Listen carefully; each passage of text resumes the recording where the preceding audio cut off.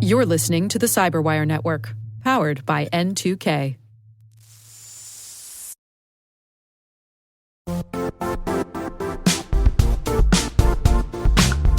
When it comes to ensuring your company has top-notch security practices, things can get complicated fast. Vanta automates compliance for SOC 2, ISO 27001, HIPAA, and more, saving you time and money. With Vanta, you can streamline security reviews by automating questionnaires and demonstrating your security posture with a customer-facing trust center. Over 7,000 global companies like Atlassian, Flow Health, and Quora use Vanta to manage risk and prove security in real time. Our listeners can claim a special offer of $1,000 off Vanta at vanta.com/cyber. That's VANTA.com/cyber for $1,000 off Vanta.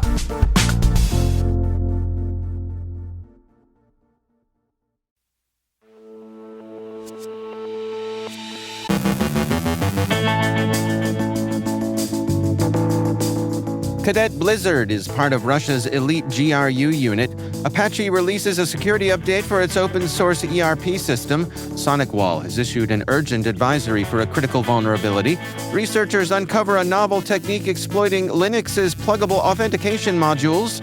Google's kCTF team has disclosed a critical security vulnerability affecting the Linux kernel's netfilter component. Predator spyware has resurfaced. A U.S. healthcare firm, Confidant Health, exposes 5.3 terabytes of sensitive health information. Dealing with the national public data breach, on our Solutions Spotlight, Mary Haigh, global CISO of BAE Systems, speaks with N2K's Simone Petrella about moving beyond the technical to build an effective cybersecurity team. And an AI music streaming scheme strikes a sour note.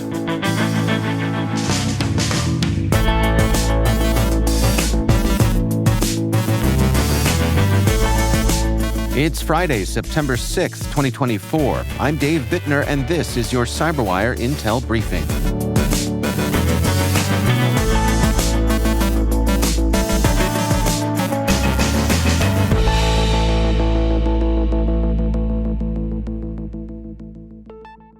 Happy Friday, and thank you for joining us. It is great to have you here with us. A group of Western government agencies, including the US, UK, Ukraine, and others, revealed that a hacker group known as Cadet Blizzard is part of Russia's GRU Unit 29155. This unit is infamous for acts of sabotage and assassination, including the attempted poisoning of Sergei Skripal and a failed coup in Montenegro. Recently, it seems to have developed its own cyber warfare team, separate from other GRU units like Fancy Bear and Sandworm. Since 2022, this new team has led cyber operations, including the Whispergate malware attack on Ukraine ahead of Russia's invasion. The U.S. Cybersecurity and Infrastructure Security Agency also issued a detailed advisory on Cadet Blizzard's hacking methods. The U.S. Department of Justice indicted 5 members, and the State Department offered a $10 million reward for information on the group. This underscores the increasing overlap between physical sabotage and cyber warfare in Russia's tactics. Apache released a security update for its open-source ERP system, OFBiz, addressing 2 critical vulnerabilities, including a patch bypass for previously exploited flaws. The bypass allows unauthenticated attackers to execute code on affected Linux and Windows systems. The vulnerability is linked to 3 recently patched remote code execution flaws, which share the same root cause: controller view map state fragmentation. Rapid7 reported the patch bypass, warning that the underlying issue persists despite earlier fixes. The update implements additional authorization checks to prevent exploitation and also resolves a server-side request forgery flaw. Users are urged to update to the latest version as attackers are actively targeting vulnerable systems. SonicWall has issued an urgent advisory for a critical vulnerability affecting Sonic OS management access and SSL VPN. This flaw, actively exploited in the wild, could allow unauthorized access or cause firewall crashes. It impacts Gen 5, 6, and 7 SonicWall devices running older Sonic OS versions. Users are urged to apply the latest patches immediately. For those unable to patch, SonicWall recommends restricting firewall management and disabling SSL VPN access from the Internet. The vulnerability has a CVSS score of 9.3. Group IB's DFIR team uncovered a novel technique exploiting Linux's pluggable authentication modules to create persistent backdoors on compromised systems. This method, not yet in the MITRE ATT&CK framework, involves abusing the PAM exec module to execute malicious scripts during SSH authentication. By modifying PAM configurations, attackers can exfiltrate sensitive data, like usernames and authentication details, without leaving traces in system logs, making detection challenging. This technique allows unauthorized access and persistent control over affected systems. To defend against this threat, organizations should implement proactive measures like privilege management for Unix and Linux and file integrity monitoring to detect suspicious changes. The discovery highlights the risks of PAM's flexibility and modularity.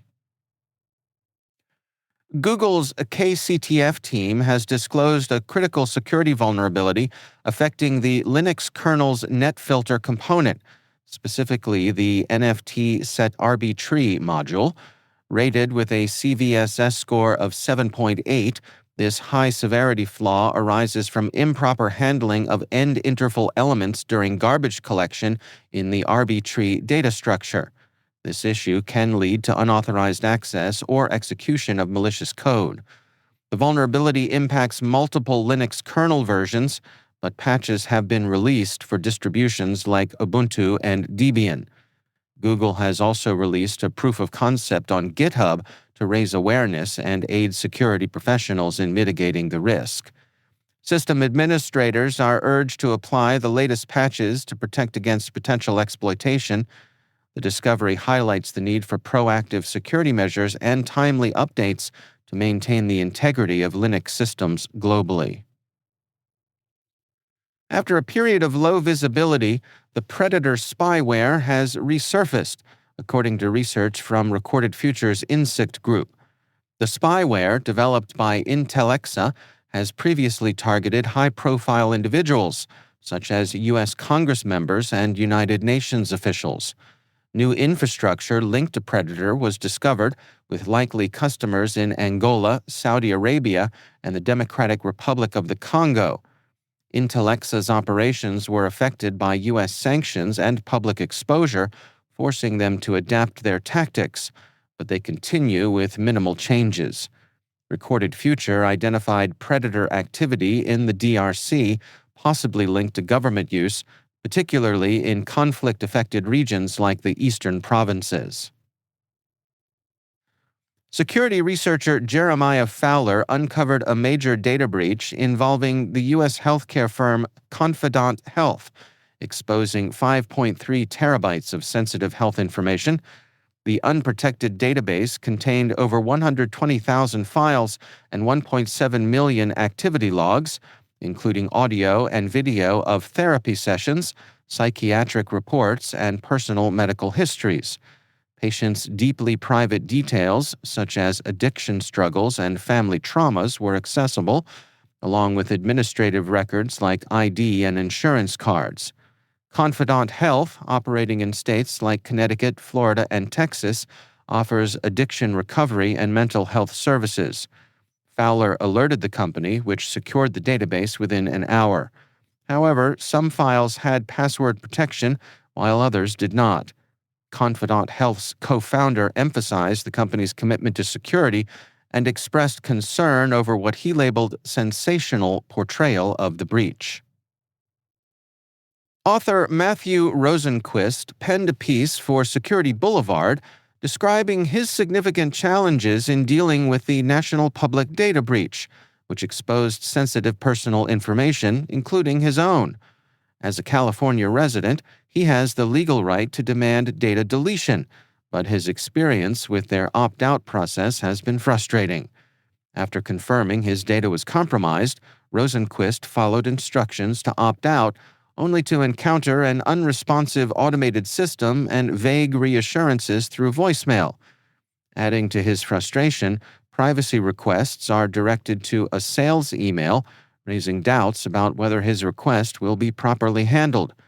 Rosenquist suspects the complex, unhelpful process may be a deliberate attempt to discourage data deletion requests, which could pose a legal liability for the company.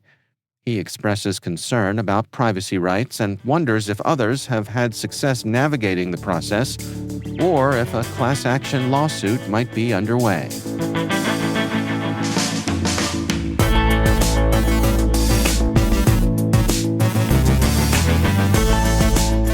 Coming up after the break, Mary Haigh, global CISO of BAE Systems, speaks about moving beyond the technical to build an effective cybersecurity team.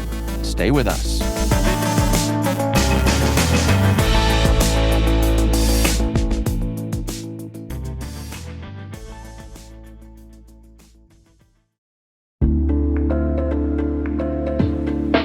Hey everybody, Dave here. Have you ever wondered where your personal information is lurking online? Like many of you, I was concerned about my data being sold by data brokers. So I decided to try DeleteMe. I have to say, DeleteMe is a game changer. Within days of signing up, they started removing my personal information from hundreds of data brokers. I finally have peace of mind knowing my data privacy is protected. DeleteMe's team does all the work for you with detailed reports, so you know exactly what's been done. Take control of your data and keep your private life private by signing up for DeleteMe. Now at a special discount for our listeners. Today, get 20% off your DeleteMe plan when you go to joindeleteme.com/N2K and use promo code N2K at checkout. The only way to get 20% off is to go to joindeleteme.com/N2K and enter code N2K at checkout. That's joindeleteme.com/N2K, code N2K.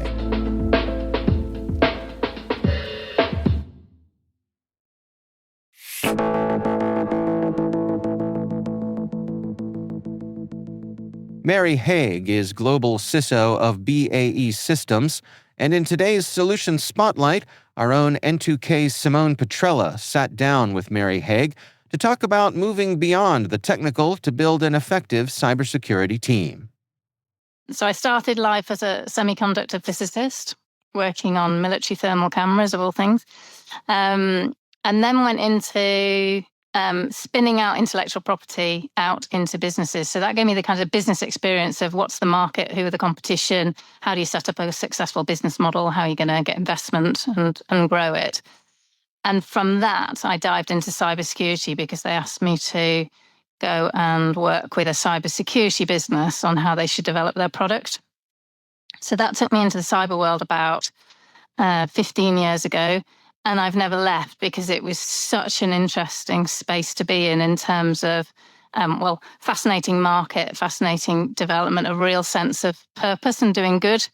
And so I kind of stayed in cyber, and in there I've done everything from managing sort of business groups that were focused on cross-domain solutions. So how do you connect the internet to top secret? And the controls you have in place, and security monitoring, so quite a lot on the technologies and security monitoring. So really broadening out and learning about lots of different aspects of cybersecurity. And there are so many different aspects of cybersecurity. So sort of learning about more and more of those and managing those as product lines and services. And then about 3.5 years ago, I got a phone call to say, are you interested in doing a CISO role at BAE Systems, which was one of those wonderful phone calls where you go immediately, oh, yes, because for me, that was the other side of the fence. So I'd been doing all of this work on developing products to take to market and understanding all of the customer problems and the market needs. And now suddenly I had the chance to go on to that, if you like, that customer side. So do cybersecurity for yourself across a company like BAE Systems. And that was pretty exciting. Yeah. Can you help describe, because as I understand it, your role in BAE Systems is internal focused on the company's own security, but obviously BAE Systems also does cybersecurity work for its customers and clients. So what's that dynamic like in an organization that both delivers security and security services and products, but also has to be mindful of its own security controls and programs? Yeah, I mean, it's actually quite a useful dynamic because there's a good understanding across all levels of the organization that cybersecurity matters. You can easily see when you're producing a product or a service to take into a battle space environment, a defense environment, that stakes are high, and cyber is a domain of warfare. So our products in and of themselves must be resilient against that environment. And of course, that plays right back through to when you're building them in the environment within BAE Systems. So it's not some separate thing, the cybersecurity products to the cybersecurity of our internal infrastructure.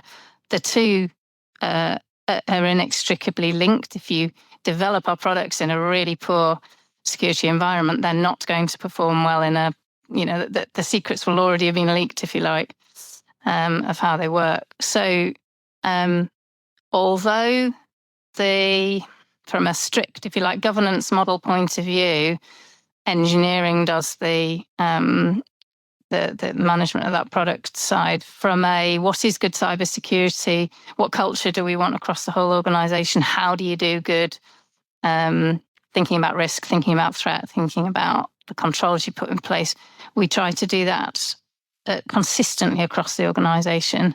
So I work very closely with engineering and with manufacturing to drive that consistency wherever we can. And in fact, we updated our concept of operations recently, our operating model, so that it's one operating model describing it, the whole of cybersecurity, right across IT, OT, products, and internal infrastructure, because they're so linked. Yeah. No, it's fascinating. And I think it's such a unique feature of so many companies like BAE that are doing kind of that customer-facing work, but worrying about their own. I want to flip on you because I know that, in your role as a leader, in your background, I know you have been a big advocate for diversity in the field and women in particular. And I want to start with a quote that you gave earlier this summer. And you said, "I hire for attitude, and often it's the technical skills that we can't teach."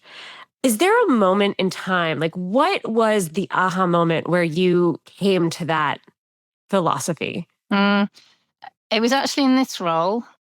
And so many people were saying to me, oh, one of our biggest risks is skill shortages. It's a really small pool of talent. It's really hard to hire. And I listened to all of that and thought, okay, well, we'll grow our own. We've got to play a part as good cyber citizens in growing that talent pool. Because if a massive company like BAE can't do it, then who can, right? So we've got to be part of building that pool of people. And I looked at my team and who was in it, and thought they've not all got cybersecurity degrees. They're not all computer scientists. They're from a massive range of background. I'm a physicist. We've got a biologist, a geographer, a dancer. It's so many different backgrounds, and yet they were all really strong together. And actually, they were strong partly because of that diversity of background. And so then, when I was actually having some mentoring with a coach and really getting into kind of how do I build teams and how do I think about the behaviors that I want. And I realized that when I drew that kind of hierarchy of needs, when you're thinking about building a team, it wasn't technical skill that was at the top. It was those attitudes, that moral code. Because if the team really gels together in a common moral code, we've got each other's backs, we absolutely trust each other, we've got the same kind of outlook on those fundamental things, then you have an incredibly strong foundation to your team, and you can build the rest of it after that. So it was something that I think I've done for a little bit, but perhaps not as consciously. And then when it became a really conscious thing, it allows you to build it out a little bit more, doesn't it? Right. Well, and I love it, and I'm very biased in saying I love this because Rick Howard and I have given many a talk, and we have this kind of metaphor that we use that building a cybersecurity team is similar to the book Moneyball by Michael Lewis here in the U.S. around. It is a team-based approach, and we often don't take a team-based approach to building out our cybersecurity teams.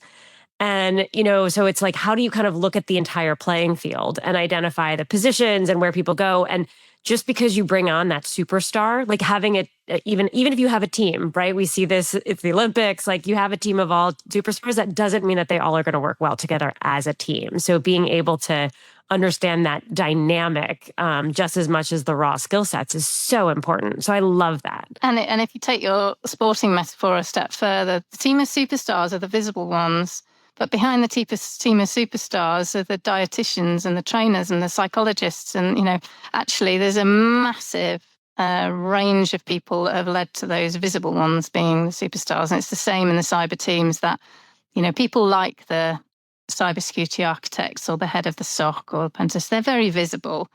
But actually it's a whole massive load more that happens behind the scenes to deliver a good cybersecurity effect. Right. One thing I know that you also have talked about is the importance of data and how that drives so much of the decision-making and prioritization that happens within your team at BAE.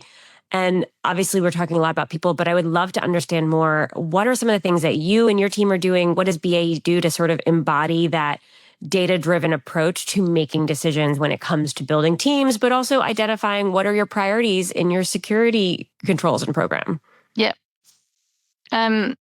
So there were kind of two key bits when I came in as CISO that felt really important, because there was a lot of, I call it, emotional-based decisions that were then revisited and re-challenged lots of times. So it took a long time to reach a consensus and a decision. And that, in a world where in cybersecurity, agility is unbelievably important because the threat's changing and the technologies are changing. So if you take a long time to work out how to respond to that, you're behind the curve already.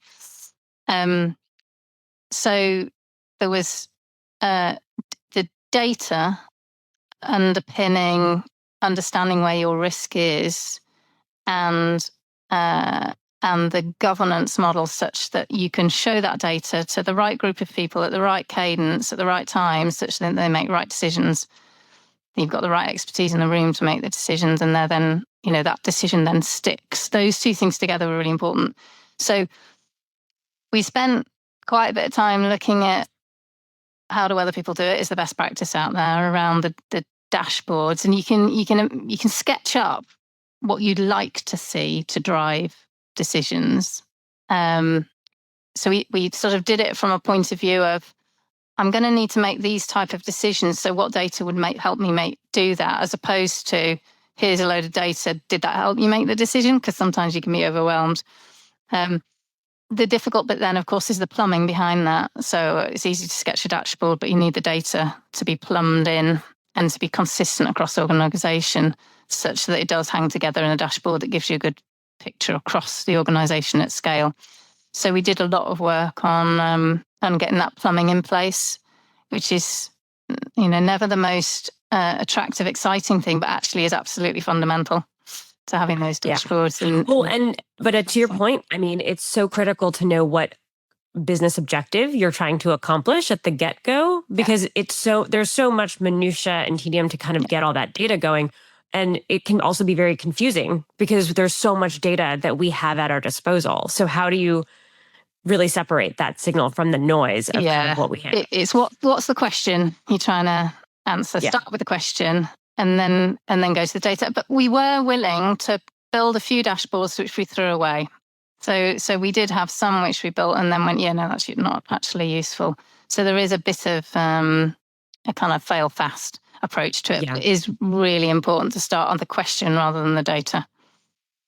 Now, I know BAE is a global company and so has to sort of perform across regulatory schema in many countries. But in the US, the Office of the National Cyber Director and the White House has been making a big push around skills-based hiring, specifically in the government, in the US government, and even to the point of reclassifying job codes. And I'm curious where that, if you have seen, again, I know this is on the more of the customer client-facing side than internally, but has that started to change the way BAE is thinking about its workforce, how it supports those US federal government clients, and what are they doing in order to sort of evolve to kind of meet those new requirements? Yeah, we're seeing that push from across 5 so across US, UK, Australia, in particular. And I'd sort of characterize it as cybersecurity in the grand scheme of things is quite a new space, really, and we're trying to professionalize. So, you see my generation coming through with a whole load of crazy and fantastic backgrounds. That's brilliant.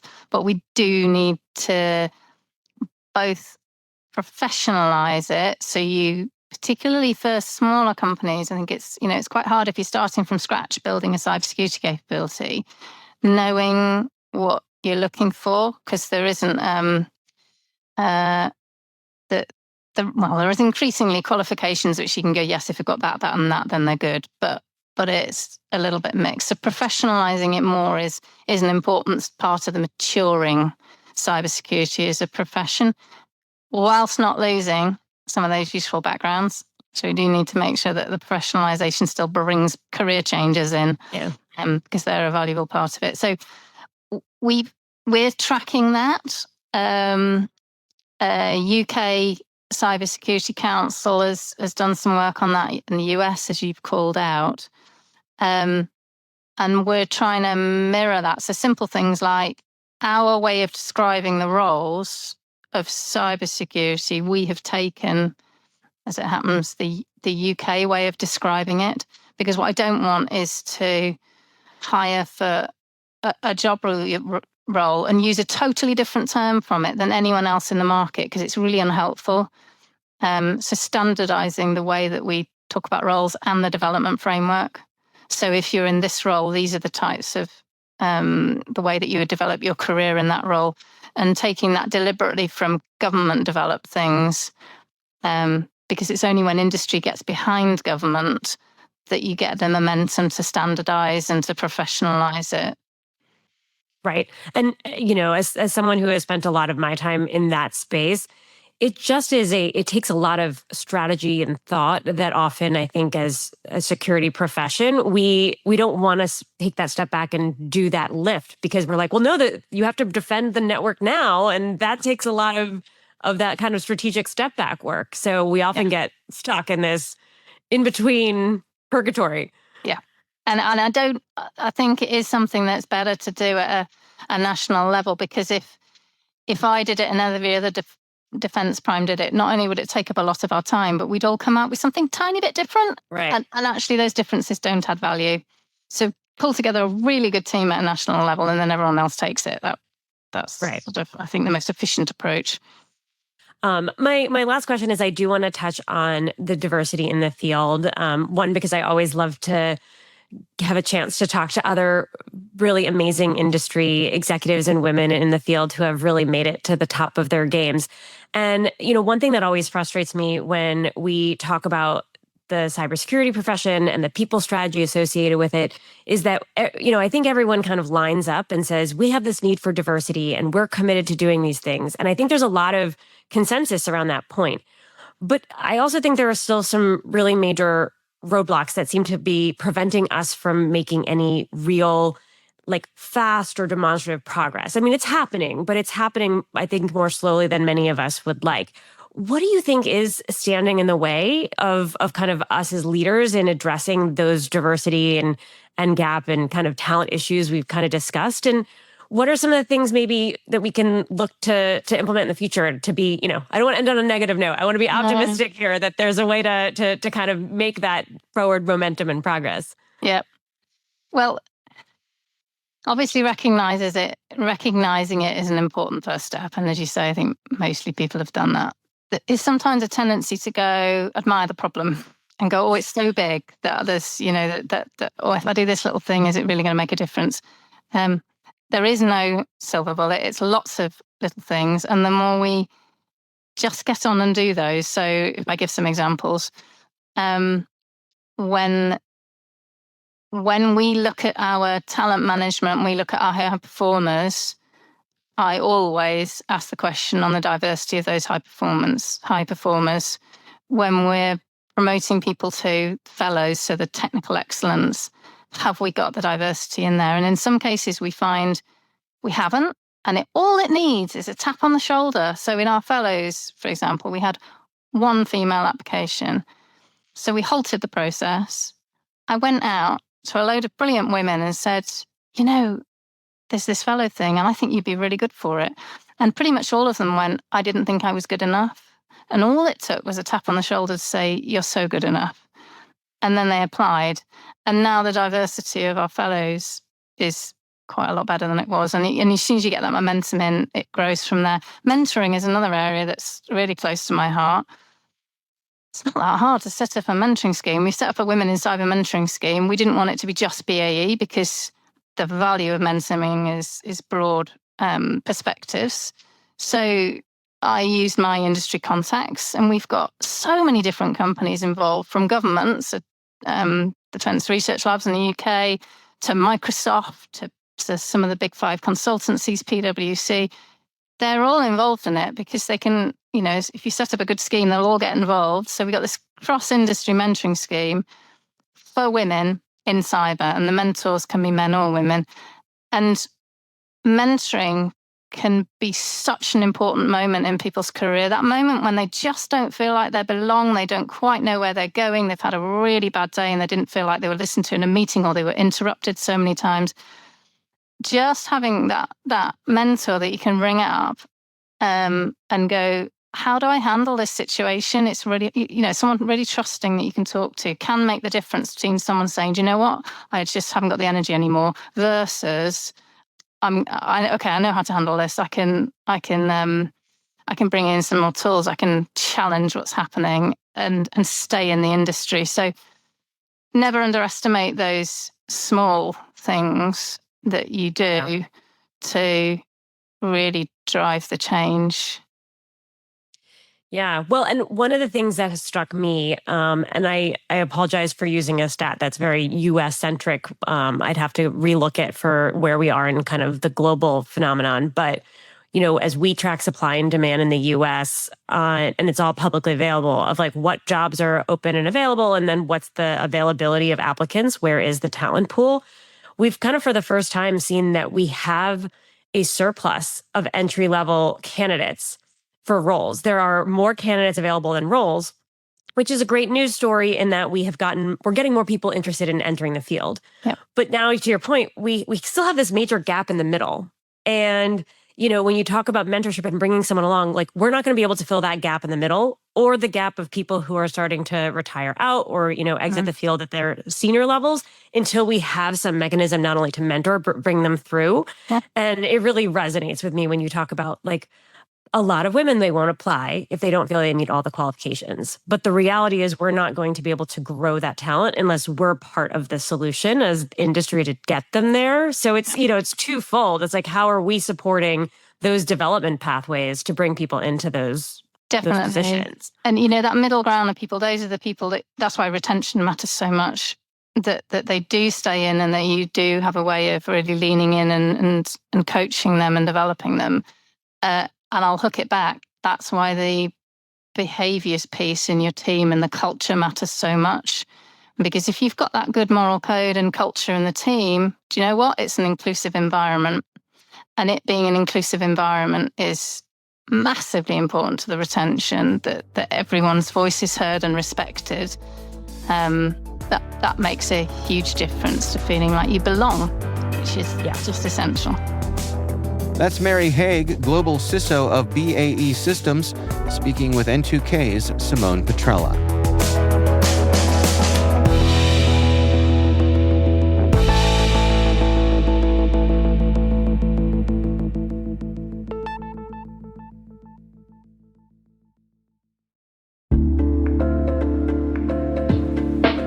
Strata is your solution for securing on-prem and cloud apps without the hassle of refactoring. Modernize legacy systems with MFA or passwordless authentication and ensure continuous identity availability across multi-cloud environments. Say goodbye to tech debt and hello to seamless integration. Strata helps you reduce stress and gain control over your identity architecture, enhancing security and efficiency. Join industry leaders like 3M, Navy Federal, and Kroger who trust Strata for their identity needs. Visit strata.io/cyberwire to share your biggest identity challenge and receive a complimentary pair of AirPods Pro. Don't miss out. Transform your identity management today at strata.io/cyberwire. And our thanks to Strata for being a longtime friend and supporter of this podcast.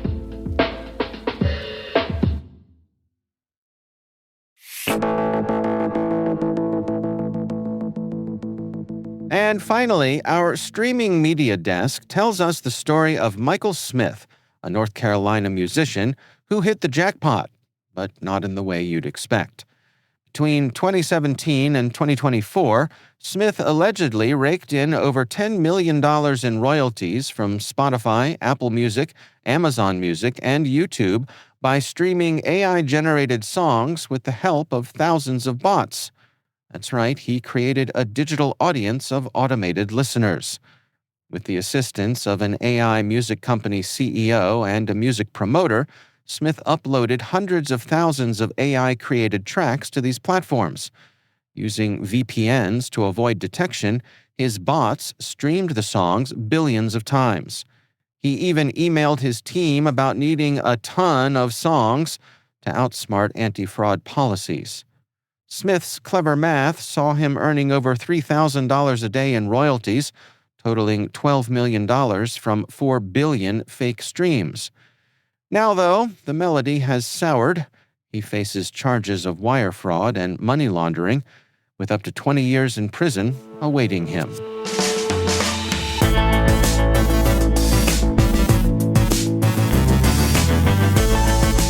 And that's the Cyberwire. For links to all of today's stories, check out our daily briefing at thecyberwire.com. Be sure to check out this weekend's Research Saturday with our guest Kevin Lentz, team leader of the Cyber Pacific Project at the Global Disinformation Lab, discussing the recent threat casting report, Cyber Competition in the Indo-Pacific Gray Zone 2035. That's Research Saturday. Check it out. We'd love to know what you think of this podcast. Your feedback ensures we deliver the insights that keep you a step ahead in the rapidly changing world of cybersecurity. If you like our show, please share a rating and review in your favorite podcast app. Please also fill out the survey in the show notes or send an email to cyberwire@n2k.com. We're privileged that N2K Cyberwire is part of the daily routine of the most influential leaders and operators in the public and private sector, from the Fortune 500 to many of the world's preeminent intelligence and law enforcement agencies. N2K makes it easy for companies to optimize your biggest investment, your people. We make you smarter about your teams while making your team smarter. Learn how at n2k.com. This episode was produced by Liz Stokes. Our mixer is Trey Hester, with original music and sound design by Elliot Peltzman. Our executive producer is Jennifer Iben. Our executive editor is Brandon Karpf. Simone Petrella is our president. Peter Kilpie is our publisher. And I'm Dave Bittner. Thanks for listening. We'll see you back here next week.